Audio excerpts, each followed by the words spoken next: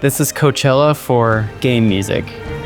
An entire theater just erupting. There is no experience of music better. PlayStation the concert is epic, emotional, and game-changing.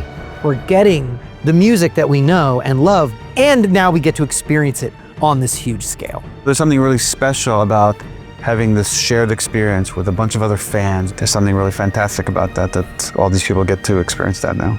And you get to become these characters and live in their shoes and, travel through their world. Then ultimately to walk away as a hero of the story. The complexity and the visual spectacle that the audience is going to see is just, it's extraordinary.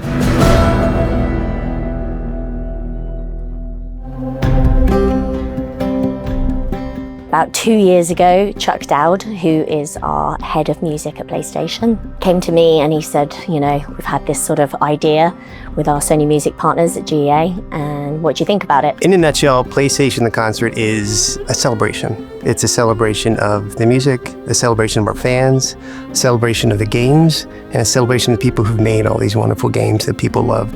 I think the thing that's interesting with PlayStation is that we have a unique brand that is like no other brand out there. We tell amazing stories that allow our gamers to escape to be their ultimate selves. The vision for this concert was to create an electrifying, deeply emotional live experience with the virtual universes from some of the greatest video games ever created. I think for us, we were just so keen on creating something that felt different.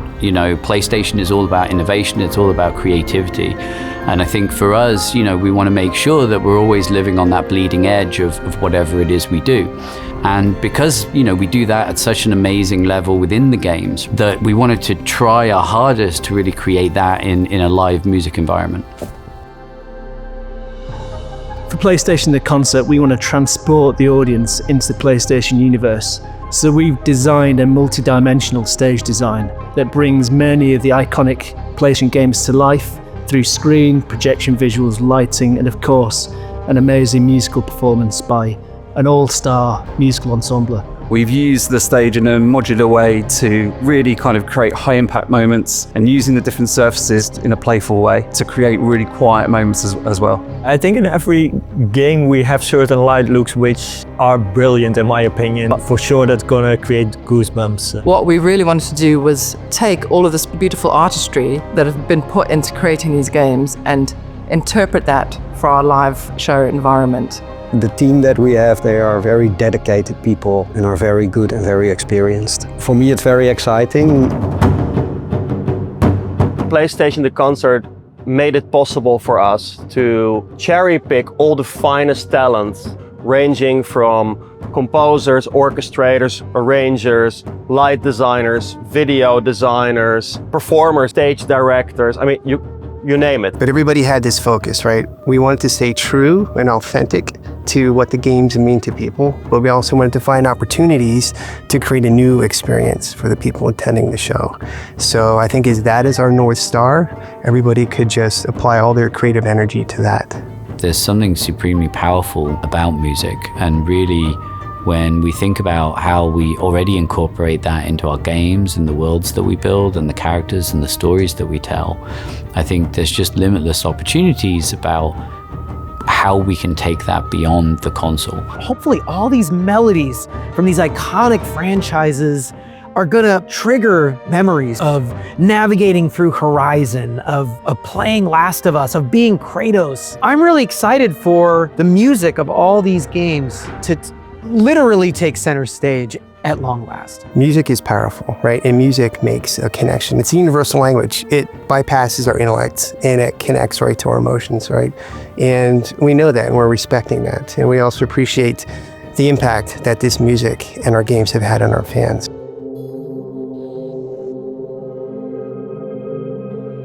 It's a lot of really good composers who have worked on this. It's music that works outside of the context of the game. Along the journey, I found that the samurai used to play this instrument called the biwa, the Satsuma biwa. And this instrument and style of playing almost was lost completely. And I got to learn about how to write for this ancient and incredibly beautiful instrument. I think that the purpose of all this authenticity is that somehow that draws the gamer into the emotional experience of the game. Coming up with the sound of Horizon, which kind of reflects both sort of the tribalism and the synthetic side of it, was quite a lot of trial and error. One of the things that the team of Guerrilla was very set on was to not sound like any particular ethnicity. And so one of the ways we approached it was kind of thinking from a perspective of like, if we were a tribe ourselves and we were, discovered all these existing instruments, but we didn't quite know how to play them, what would that sound like? And so we started doing things like using instruments in an unusual way. So let's take a violin or a cello, but let's play it with plectrums as opposed to bowing it. That sort of became the palette of Horizon.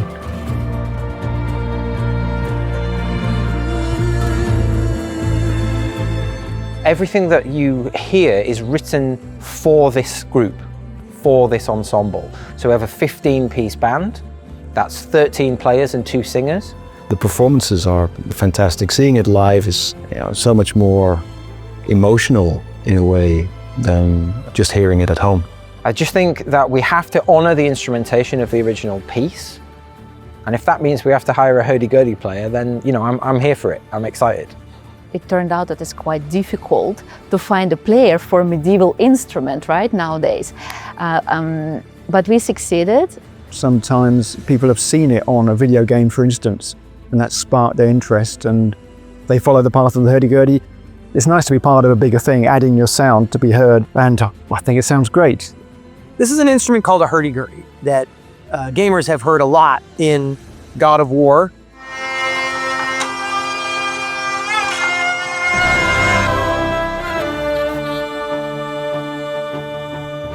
I'm really excited about every single instrument that we get a chance to lay our hands on that we wouldn't normally get a chance to play. So, for example, the taiko drums that we play for Ghost of Tsushima.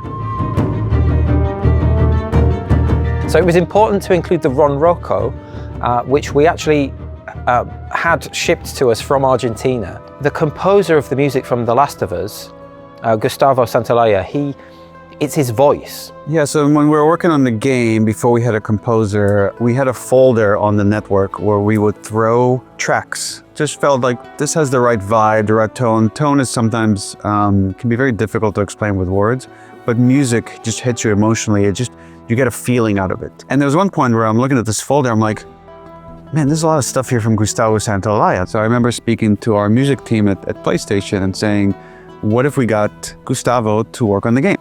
It's like, well, he's never done games. He's won 2 Oscars. He's probably not going to want to do this. I'm like, let's try. Let's bring him in. Let's have a meeting. Let's see what he says. And we brought him in and I pitched him the entire story of The Last of Us from beginning to end. It's like, an hour-long presentation. Gustavo was like, I've been looking for a video game to do, and this is the game. I want to do this game.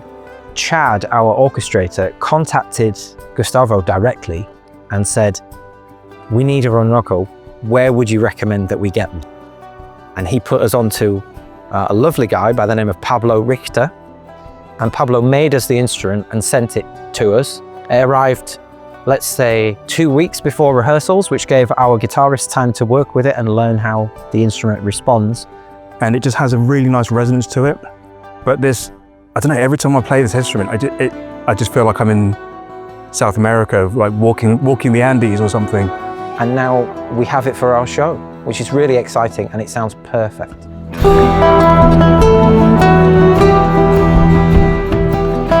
To work with costumes. We wanted to create something that worked through all the different worlds, and they're such iconic worlds, these games. So we kind of had to go for something that kind of sat back, but also really pushed forward at the same time. We wanted to go for a dark palette, which is like the blacks and the dark greys and stuff. But then adding kind of textures of leather and like the little metal elements that would be catching light and stuff on stage, because things need to, you need the textures to stand out kind of thing. And actually worked with each player to bring out what they needed and also their personality. So they're not necessarily costumes in a way, they're kind of actually like an elevated fashion version of themselves. One of the core values of PlayStation is always being on the bleeding edge of innovation and entertainment. Ultimately, that's core to the DNA of PlayStation. That's who we are, and those are our values. And I think it's really important for us to make sure that those shine through with everything that we do. It brings you back and it brings you to the now. It's just a lovely, complete experience. If you like music, if you like games, it's probably for you. It should be something you will never forget. I mean, I think it's a once-in-a-lifetime opportunity to just see this music represented in its best light. I don't think this is something you're going to want to miss.